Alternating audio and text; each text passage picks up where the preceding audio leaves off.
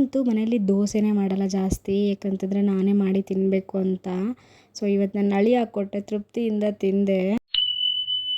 So hey guys, ಎಲ್ರಿಗೂ ನಮಸ್ಕಾರ, welcome back to my daily vlog. As usual ಇವತ್ತು ಬೆಳಗ್ಗೆ ಎದ್ದು ಒಂದು ಸ್ವಲ್ಪ ಹಾಟ್ ವಾಟರ್ ಕುಡಿದು ಟಿಫನ್ಗೆ ಒಂದೇ ಸಲ ಒಂದು ಸ್ವಲ್ಪ ಚಿಕನ್ ಸಾಂಬಾರು, ದೋಸೆ ಎಲ್ಲ ತಿಂದೆ. ಅದಾದಮೇಲೆ ಒಂದು ಸ್ವಲ್ಪ ಸ್ಪ್ರೈಟ್ ಕುಡಿಬೇಕು ಅಂತ ಸ್ಪ್ರೈಟ್ ಕುಡಿದೆ.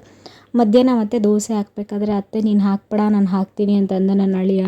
ಸೊ ಅವ್ನಿಗೆ ಕೊಟ್ಟರೆ ಎಷ್ಟು ಚೆನ್ನಾಗಿ ಆಗ್ತಿದ್ದಾನೆ ನೋಡಿ. ಸೊ ಒಂದು ಸ್ವಲ್ಪ ಅಪ್ರಿಷಿಯೇಟ್ ಮಾಡಿ ತಿಂತಾಯಿರ್ತೀನಿ, ದೋಸೆ ಹಾಕಪ್ಪ ಅಂತ ಒಂದೆರಡು ದೋಸೆ ತಿಂದೆ. ಯಾರಾದರೂ ಈ ಥರ ಒಬ್ಬರು ನಾವು ತಿನ್ಬೇಕಾದ್ರೆ ಒಬ್ಬರು ದೋಸೆ ಹಾಕ್ಕೊಟ್ರೆ ತುಂಬ ತೃಪ್ತಿಯಿಂದ ತಿಂತೀನಿ ನಾನಂತೂ.